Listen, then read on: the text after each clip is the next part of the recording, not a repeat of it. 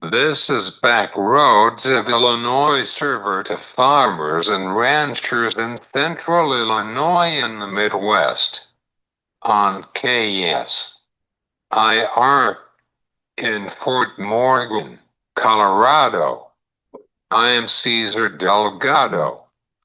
Fuels demand and fertilizer prices are currently main concern to consumers and farmers. What is the objective to the growing season in the Midwest? We were talking about it with Tyler Schau from agmarkets.net. Tyler are going to be telling us about it. Ottawa football has been 3 out of 5 on last season. We were talking about that with Jarded Mundt from LaSalle Peru High School, but he's the new football coach of Ottawa High School for the Pirates. This is Back Roads of Illinois' high school sports and ag are in the mix. This is Back Roads of Illinois server to farmers and ranchers in central Illinois and the Midwest on KSIR in Fort Morgan, Colorado. Fuels demand and fertilizer prices are currently main concern to consumers and farmers. What is the objective to the growing season in the Midwest? We were talking about it with Tyler Schau from agmarkets.net. Tyler, how are you and welcome back. How is everything in North Dakota? A little cool. It's been a pretty nice last few weeks. We have dried up nicely. A lot of small grains going in the ground, a lot of air seeders rolling. Not a lot of corn planters or beans going in the ground right at the moment. We need temperatures to rise. We've just been pretty cool. Slipped back below freezing the last couple nights. But it sounds like we're going to get a little bit of a warm up and again, we're going to stay dry. So it looks like you're probably going to start seeing a lot of corn planters, bean planters rolling here in the next week. And I would guess we get a fair majority of the crop stuffed in the ground here. It looks like it's going to stay dry. We could use a shower, but it probably wouldn't be all that bad to have another 7 to 10 days of dryness so guys can get crop in the field and then bring on the rain. How is the grazing conditions in your area? Right now, they're good. There's not a lot of cattle pushed out to grass yet. Still a little bit early. Uh, you know, there's some cool season grass pastures that guys are probably kicking some cattle out on, but for the most part, a lot of cattle are still in yards or abuse pastures, calving pastures, that type of stuff. Uh, we need it to warm up to get the grass really firing there as well. Uh, Again, we had decent moisture last fall. Subsoil moistures, the deeper you go, the better it is. First couple inches of soil is starting to dry out pretty good. We've had a lot of days of really heavy wind. It sounds like kind of seen that throughout a large portion of the Midwest. And so, that's taking its toll on pastures. We catch a few rains, we'll be good. But right now, like I said, it's just hit in May. As we get later in the month of May, the grass conditions become more of we start paying closer attention to what the weather does on them. Cool.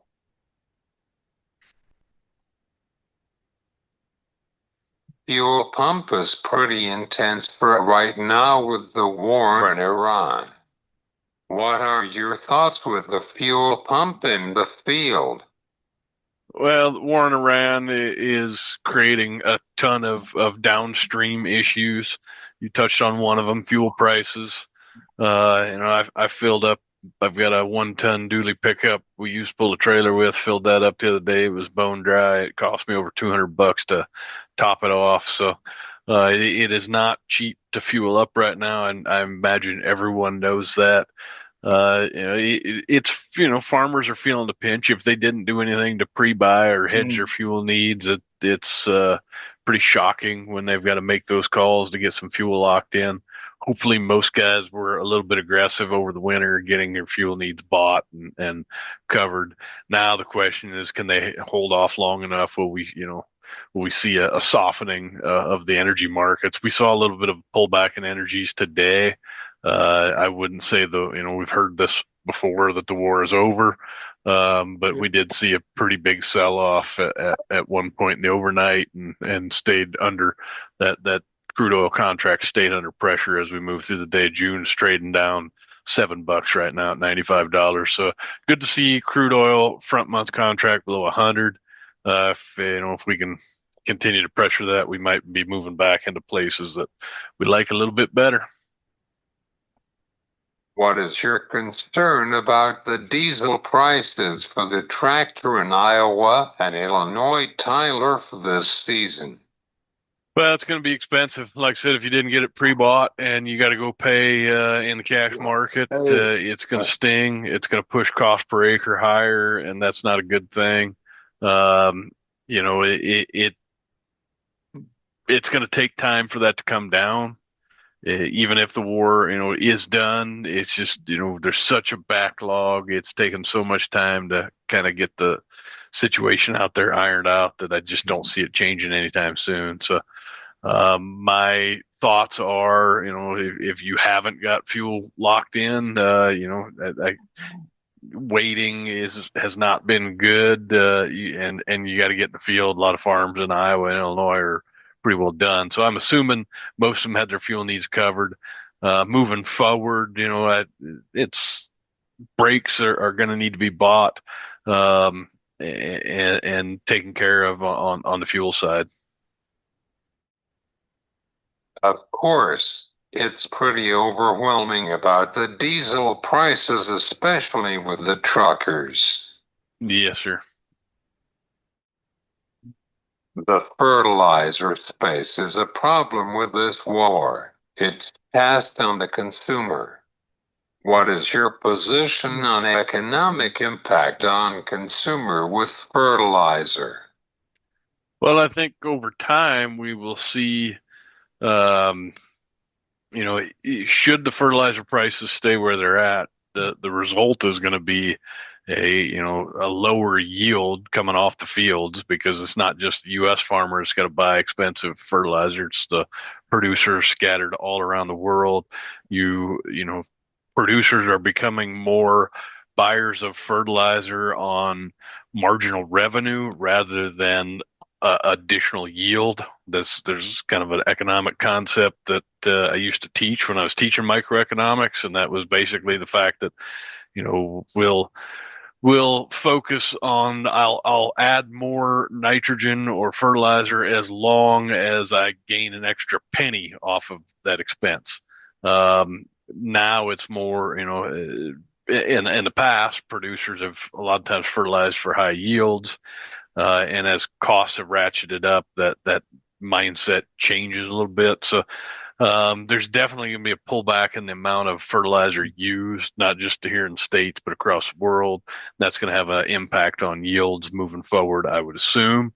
And so, from what I've been told, the fact that the Strait of Hormuz has not opened up yet, it's going to be probably too late to have a meaningful impact on pulling fertilizer prices down in the near term, because the time lag and the time that product leaves and gets to its final destination is so long. And so, I mean, I think there's been some overblown stories about farmers not, putting fertilizer down at all. I don't know of anybody that's completely cut out fertilizer usage, but I know it's going to be, the in-season applications, the side dressing. You'll probably see some volumes down there as producers try to figure out a way to cut costs. As far as the consumer, their end product will probably likely be a little bit higher. How's cost of nitrogen in South Dakota and Iowa, Minnesota? I'm not gonna lie. That's a loaded question, and I don't track it that closely. There's not, I'm not actively buying fertilizers for my customers. So, and then, it's a loaded question just because there's so many different types and uh, differences in types of products. To come on and tell you what they cost, all I will say is that it is expensive, and a lot of guys have sticker shock when they get the price when they ask for quotes from their suppliers. Yes, it does.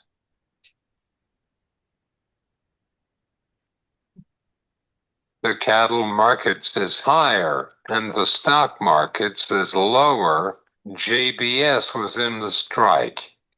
Other plants is closed in the panhandle of Texas near Abilene. What is your concern about the economy in general? Hey, might be careful there. The stock market is screaming higher. It has been for the last week or so. I mean, we've seen some down days, but S&P 500 is rocking and rolling, putting in some uh, more highs or highs we've not seen before. So, just been a crazy run there. As far as cattle go, yeah, the strike has been alleviated. You keep hearing of talks of possible some other strikes. We had one pop up for a few days. I think what the cattle market's been mostly concerned about the last few days is what is going on in um, the Department of Justice looking into the big four cattle feeders or cattle packers, excuse me, slaughterhouses, and that's just really weighed on the market there. A couple of days ago, we rallied back most of those losses. Yesterday, we closed a little bit higher again today. I think demand is strong. That's a concern. Is what happens in the overall economy. Will that pull beef demand lower? But it just doesn't seem to have that much of an effect on cattle prices. Just they just keep rocking and rolling higher. So um, I say the same thing. Seems like every time we talk.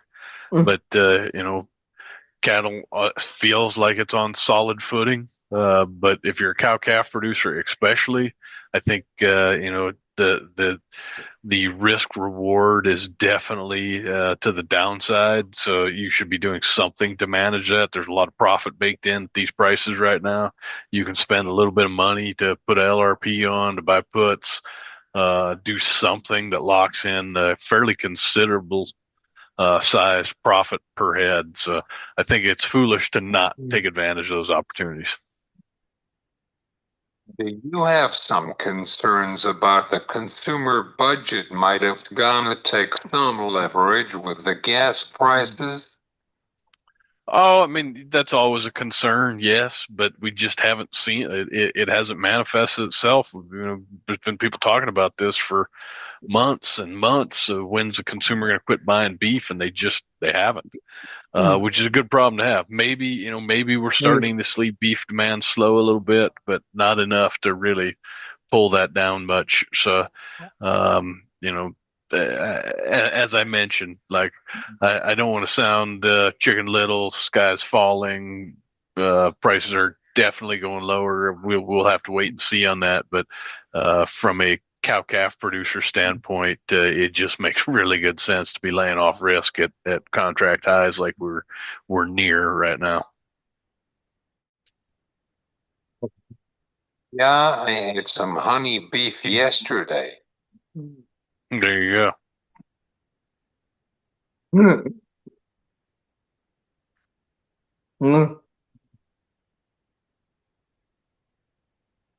Finally, do you have any updates on the JBS? No, I do not. I mean, what I know is they're back operating. They settled the strike. It's pretty much a non-issue, and that's about as much as I've paid attention to it as of late. On them. How about the NWS? New World Screwworm is still a threat, and we continue to get some concerns about maybe the U.S. is going to open that border, and every time that kind of creeps into the market, prices do slip a little, and then something happens, and they decide they cancel press conferences, or they say we're not opening it. I'm still operating under the idea that it does not get opened anytime soon. And then the other part of that is every month that goes by that it doesn't open becomes less of a threat of cattle coming in, because they're figuring out how to process to feed and process those animals in the state of Mexico or the country of Mexico. So even if it does open, I don't know that the flood of feeder cattle is going to be as great as maybe it would have been 6-7 months ago. Thanks, Tyler. Welcome back. You bet. Always good to visit with you, Caesar. This is Tyler Schau from agmarkets.net on back roads of Illinois.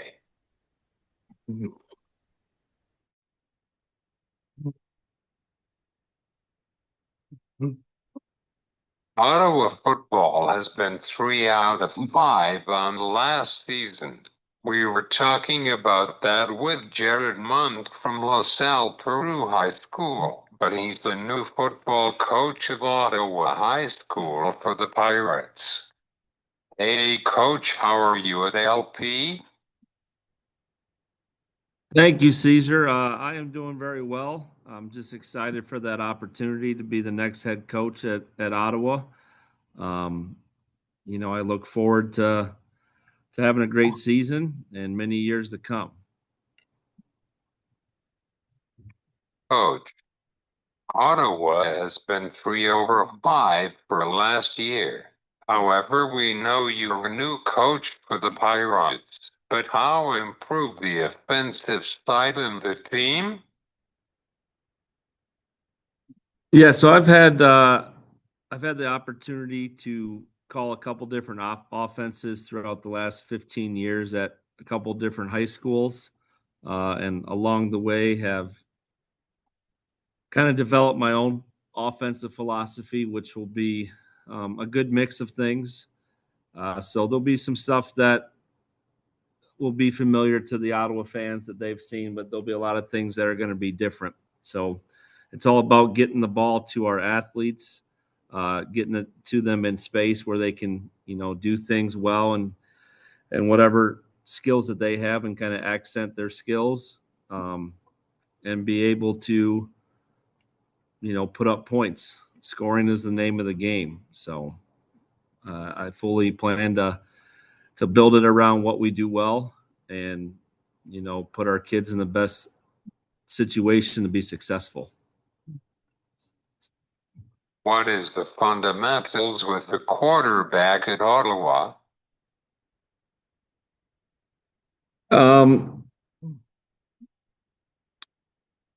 It's going to be an open battle at the quarterback position. I know we have some sophomores that played it last year. We have another young athlete by the name of Eli Jepson that's coming back from injury, missed last football season. So they will all have a chance to compete, and see who ends up leading the offense at the quarterback position. But things will play out over the summer, and they'll be able to compete, and may the best man win. But last you were at LP, could we see that you guys have in Class 3? A or 4? A with Morris and LP? Yeah, so LP, we have been in 5A for football, which is going to be the same class as Ottawa. There's been some fluctuation over the last 10 years, where maybe Ottawa's bumped up to 6A depending on enrollment. But I would say going forward, it looks like we'll both kind of be in the 5A bracket.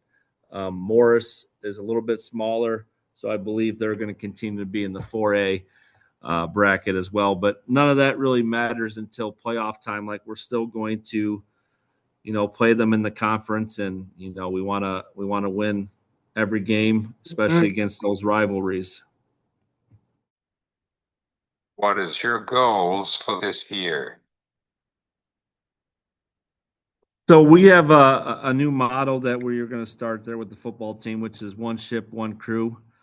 So my biggest goal is just to grow the program, get everybody on the ship. In other words, kind of get the numbers up, and then have everyone buy into a certain role. It takes 11 people on offense, 11 people on defense, and then 11 people on special teams. But there's numerous others that are going to have roles as the season goes on, throughout practices, things of that nature. So the biggest goal is just to grow the program and to get the excitement back in the community. Ottawa is a very tradition-rich town with football, and just to kind of reignite that and get the town talking about Pirate football again, and get those stands packed. This is fun questions about the Bears. What is your thoughts with the Bears? I'm a huge Bear fan. We've had some up and down years, especially over the last probably 5 or 6 years. It's been kind of tough. I'm really excited about how they finished last year, with Caleb Williams at the quarterback position, and I expect them to take another step forward with their head coach. I'm a big Ben Johnson fan. I like the way he runs things. He's got a great offensive mind. I find myself on multiple occasions on Sunday afternoon kind of just watching the game, and it kind of gives me ideas and kind of fuels my creativity for the offensive side of the ball. So I've enjoyed it, and I look forward to the Bears having another great year. What is your thoughts with Ben Johnson for next couple years? Well, I think he's going to kind of continue on the course that he's been, where I've seen noticeable growth on the offensive side, but especially for Caleb Williams at quarterback. I think he's matured both in his decision making, but also in his play and his demeanor. And I think Ben's going to continue to challenge him and get him playing at the highest level. I think the sky is the limit, and I think he can be the best, if not one of the best quarterbacks in the league for many years to come. He has all the tools that you need to be elite at that level, and he's got a coach that's behind him with a great imagination and can draw up plays and scheme plays that will be successful. What is your final thoughts? Do you want to tell our Ottawa fans to know about this season in Ottawa? Yeah, so just in closing, again, I'm very grateful, and I thank the good Lord for this opportunity, but I want the fans to be excited. I want them to come out, be there on Friday nights, get the town hopping again. And, I think the Pirates are going to shock a lot of people this fall. The kids are going to go out there and compete each and every Friday night, and they're going to give everything they got. And like I said, it comes down to our motto and kind of buying into that one ship, one crew mindset, where we're all in it together, and it's our job to be the best that we can at our role. And, the results will take care of themselves when we prepare the right way, practice the right way. Good things will happen. So just excited and look forward to the opportunity. Thanks, Coach. I enjoyed our conversation, and good luck with this season in Ottawa. I appreciate it very much. It's been an enjoyable experience, and I appreciate you reaching out, and good luck as you continue your endeavors with farm commodities and kind of getting into high school sports. This is Jarded Mundt from LaSalle Peru High School on back roads of Illinois. You can listen to our conversation about high school and agriculture interview on YouTube. It's Back Roads of Illinois. I am Cesar Delgado. You have a good day.